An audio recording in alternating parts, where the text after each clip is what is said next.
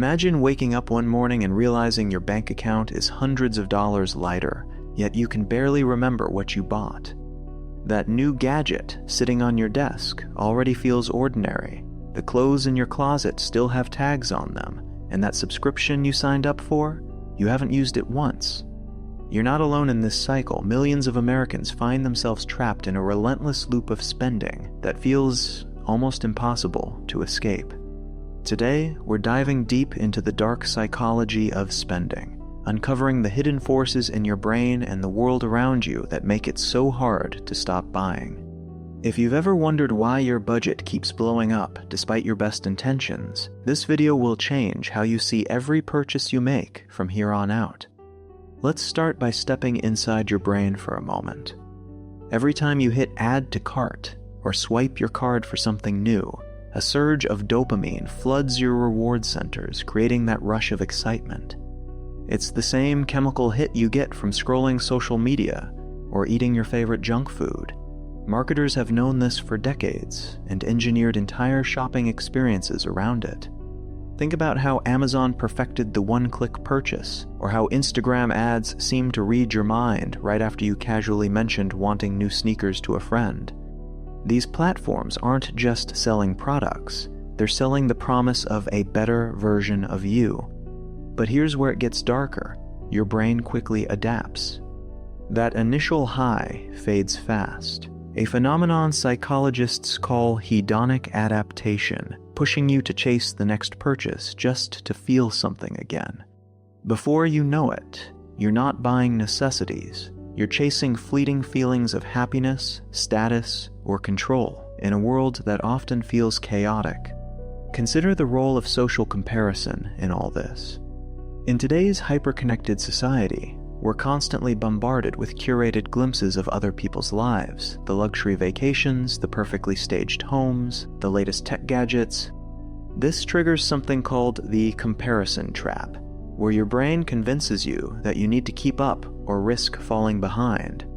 FOMO, or fear of missing out, isn't just a catchy phrase. It's a powerful psychological lever that retail giants pull with limited time offers and flash sales. Only 3 left at this price.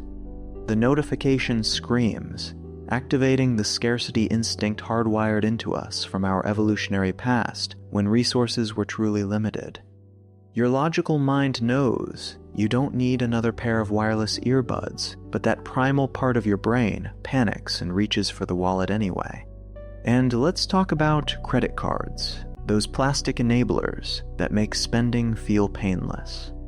When you pay with cash, you feel the immediate loss. The physical handing over of money creates what's known as the pain of paying. But with a credit card, that pain is delayed, almost invisible, until the statement arrives at the end of the month. This disconnect between the pleasure of buying now and the regret of paying later is one of the biggest reasons so many hardworking Americans carry massive credit card debt, often at interest rates that quietly compound against them year after year. Now, think about how emotional states play into this trap. Stress from work, boredom on a Sunday afternoon, or even celebration after a promotion. Many of us have turned to retail therapy as a coping mechanism. It's not just about the item, it's about temporarily numbing discomfort or amplifying joy. The finance industry has its own terminology for these patterns. Lifestyle inflation, where your spending rises automatically with your income, leaving you no closer to financial freedom. You get a raise, and suddenly your car payment goes up, your dining out budget expands, and that dream vacation becomes a non-negotiable. Meanwhile, the real tools for building wealth sit in neglected things like maxing out your 401k contributions for the employer match, contributing to a Roth IRA for tax-free growth, or simply automating transfers to a high-yield savings account. The dark psychology of spending keeps you focused on the now, while your future self bears the burden of missed opportunities. Compound interest, that eighth wonder of the world as Einstein reportedly called it, works both ways. When you're in debt, it multiplies what you owe. When you're investing, it multiplies what you own. The choice often comes down to whether you're letting your impulses or your intentions guide the money decisions. Advertising and product design dig even deeper into our psychology. Companies spend billions studying behavioral economics, understanding concepts like anchoring, where the first price you see sets the standard, making the sale price feel like a steal, even if it's still overpriced. Or loss aversion, the idea that the fear of missing a deal hurts more than the satisfaction of saving money feels good. Have you noticed how online stores make it ridiculously easy to buy, but a maze to return items? That's not accidental. It's designed to exploit our natural tendency toward inertia and decision fatigue. By the time you've filled your cart and entered your payment info, your brain has already committed emotionally. And in the broader economy, inflation and rising costs add another layer of pressure. When everyday essentials, like groceries and gas, eat up more of your paycheck, the temptation to reward yourself with small indulgences grows stronger, creating a vicious cycle that feels impossible to break without understanding the forces at play. Let's bring this closer to home with a story many of you might recognize. Picture Sarah, a mid-level professional in her 30s earning a solid salary. She drives a reliable car, has a decent apartment, but somehow ends every month wondering where her money went. It started innocently enough upgrading her phone because the new model had better cameras for social media posts than treating herself to a fancy coffee machine after a tough week. Before long, her spending had crept into subscription services she barely uses, impulse buys during late-night scrolls, and keeping up with friends whose lifestyles looked more glamorous on the outside. Sarah's FICO score began to slip as revolving credit card balances grew, limiting her options for bigger financial moves, like buying a home or negotiating better rates. What she didn't realize was that her brain was being hijacked by the same dark psychological patterns affecting so many of us: the dopamine loop, the social proof from influencers, and the modern world's constant stimulation, making delayed gratification feel like punishment. The result?